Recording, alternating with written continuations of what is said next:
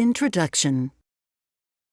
The next step in spinal injury care is to secure the victim on a backboard and remove them from the water so that advanced medical care can be delivered.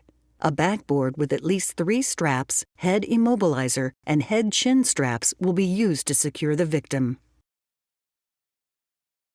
Backboarding. Step 1. Once rescuer number 1 has secured the victim using the arm clamp, rescuer number 2 should enter the water with the backboard on the opposite side of the victim. Step 2.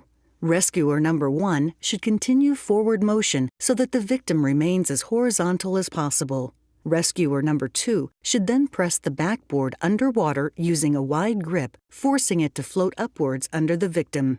Rescuer number 2 may adjust the board underwater as it starts to float to better position it so the victim's head is level with the top of the board. As the board begins to rise toward the victim, rescuer number 1 must cautiously remove their arm and elbow from under the victim so that it does not get caught in between the victim and the board. Step 3. Once the victim is on the board, rescuer number 2 will take over stabilization by using the forearm clamp. Supporting the victim on the board, both rescuers should move toward the edge of the pool, leaving enough space for rescuer number 1 to position themselves on the edge of the pool with the board resting on their chest just above the collarbone. Keep in mind, rescuer number 2 should still be stabilizing the victim while moving. Step 4.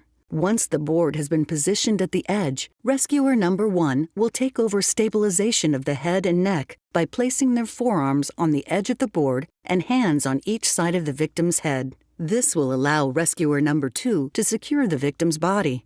Rescuer number 1 must also support the board by balancing the bottom with their leg. A tube can also be placed on either side of the board to help with flotation. Step 5. Next, rescuer number 2 will secure the straps across the victim's body, starting from the top. The first strap will go across the victim's chest under their arms. The second strap goes across the victim's waist, securing the victim's hands. The third strap goes across the victim's thighs.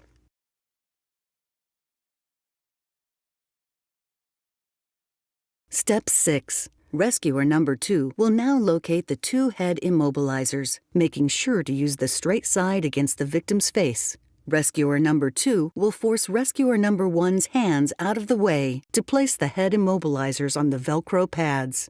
The position may need to be adjusted depending on the position of the victim's head in relation to the board. Step 7. Lastly, rescuer number 2 will secure the head using the chin and forehead straps. They must be tightly secured to minimize movement of the head and neck. Removal.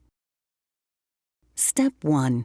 Once the victim is completely secured, both rescuers should lift the head end of the board so that it rests on the side of the pool. Step 2. Rescuer number 1 will exit the pool, making as little movement as possible, and take position at the head of the victim on the pool deck.